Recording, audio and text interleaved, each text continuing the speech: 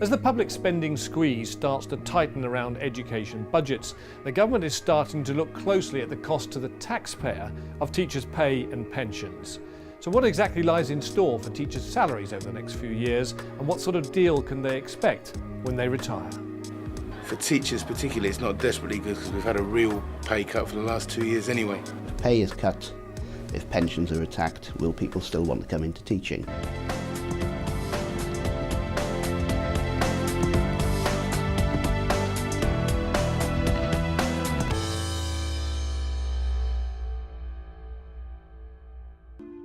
The government announced in the June 2010 austerity budget a 2-year pay freeze for all public sector staff earning over £21,000 a year. This will take effect from April 2011 until April 2013. Public sector workers earning under the £21,000 level will get a flat rate pay rise of £250 in each of the next 2 years. However, teachers will get the final part of the increase recommended by the pay review body, worth 2.3% from September 2010. Teachers were getting the third tranche of the pay review body, 2.3% from September 2010. What impact is that going to have? Does that mean there's going to be some differences across the staff in schools in terms of pay increases? Yes. I mean, there often are. I mean, that's not unusual because we have a different system for administrative support. Your teaching assistants who are working paid on a local authority scale will get a local authority rise, or no rise as the case may be, whereas teachers are paid according to rises through the teachers' pay review body.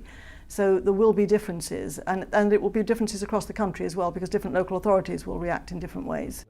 In staff rooms like this one at Bishop Challoner School in East London, the news on pay hasn't gone down too well with either teachers or classroom assistants. What's your response to the fact that we've just heard that public sector pay is going to be frozen for at least 2 years, and that would obviously include teachers' pay? Well, I'm obviously not very positive, but we were kind of aware that it was going to come.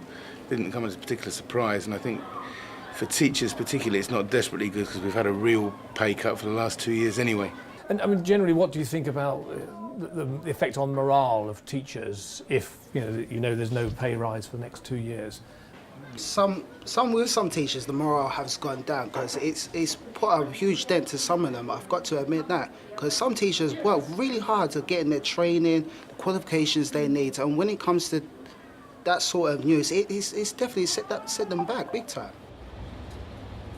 The teachers' unions are planning how they can resist what will amount to a pay freeze from September 2011, when the current pay review body award comes to an end. What about the argument that, in the state of our current finances, that it's really a choice between constraint on pay or losing jobs? Well, I think the issue has to be what is the long-term impact on the education service. So if pay is cut, if pensions are attacked, will people still want to come into teaching? What would be the impact of there being fewer teachers? Well, obviously a worse education service. But the pay freeze isn't the whole story on salaries. The government has made clear its desire to move away from the current system of nationally set pay and conditions. Teachers are currently paid according to a national pay scale, which rewards experience and extra responsibilities. So apart from allowances to cover the extra costs of living in and around London, it's the same rate for the job across the country. However, academies are already free to vary national pay and conditions. And with many more schools showing interest in academy status, the government would like general reform of what it calls the rigid national pay and conditions rules, so schools can both pay good teachers more and deal with poor performance. So what does the evidence from academies show so far about the impact of this local freedom to vary pay and conditions? I don't think there's any evidence that academies are paying less. I think what they do is they pay differently, maybe slightly more, and incentivise teachers that do well to get the best out of them. So I don't think it's about paying less, it's about looking at freedoms that enable you to do a better job for the children that are coming to the school. Clearly, as a union, for our members, we're very, very clear that the national benchmark of pay scales needs to be retained. Flexibilities are already in place for the best teachers to be paid more if a school wanted to do so. Now, those flexibilities aren't currently being used, and the principal reason for that, apart from the question of fairness, is the question of funding. How do you afford to pay the best teachers more without having consequently to pay other teachers who may be very good teachers less? For many workers in the public sector, there's an almost unspoken belief that their relatively modest levels of pay are counterbalanced by secure final salary pension schemes. But with such pension schemes disappearing fast in the private sector, the government has just set up a review to look at the future of public sector pensions.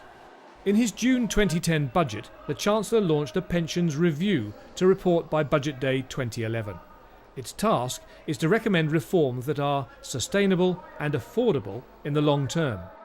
And significantly, he said the review should have regard to the growing disparity between public and private sector pensions. Now, the government's announced a review of public sector pensions, including teachers' pensions. What sort of a threat is that to teachers' pensions? Well, we see it as a significant potential threat, and it's a threat that we're going to work very hard to avert in cooperation with the other teacher unions, with the TUC, and with the rest of the public sector union movement. The government also announced a significant change to the way public sector pensions are increased in line with inflation. Currently, they're aligned to the Retail Prices Index, but in future, rises will be in line with another inflation measure, the Consumer Prices Index. The latter doesn't include housing costs, and it generally runs at a lower level than the RPI. So the government has said that it's moving an indexation of pensions from the Retail Prices Index to the Consumer Prices Index. What effect will that have on teachers? Over the last 10 years, there's been roughly a 10% difference between the RPI and the CPI. We can foresee this continuing for the future.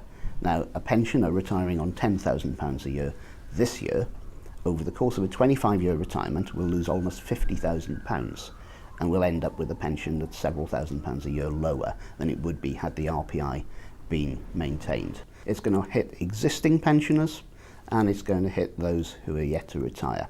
And we see it as a breach of that promise to protect accrued rights. Think about your number bonds. The teachers' pension scheme is a final salary scheme, where the pension amount is based on salary levels at or near the end of the working career. Teachers pay 6.4% of their pay into the scheme, and employers contribute 14.1%. But there's no actual investment fund, as this is a pay-as-you-go scheme, where contributions from working teachers pay the pensions of retired staff. Currently, payments to retired staff exceed contributions from working teachers. That's why the government is looking to make savings. As part of your decision to go into teaching, how important is pay and pensions as part of your decision? Well, pensions, it's, again, it's that security that you know that, okay, you're working hard, you're doing your job, it's just the idea of knowing that there will be some safeguarding at the end of it. As a professional, teaching professional, we need to safeguard our collective bargaining powers. And as has already been mentioned, to me, a real serious concern is our pension. It's something that, as a safeguard for your professional career, you want. Something I can see my colleagues when they retire, they've got the benefits of the pension, because you're not saving a lot of money, so that pension is something we need to look after. The government has confirmed that any pension benefits already earned by teachers, the so-called accrued benefits, will not be affected. However, future pension arrangements look likely to change as the government seeks to reduce public spending. In the next episode of Need to Know, I'll be examining the new government's flagship free schools policy. We allow lawyers to set up legal practices, we allow GPs to set up surgeries, we don't allow teachers to set up schools. And I visit a school still under construction in North London, which is one of the first in the country to be initiated by a group of parents.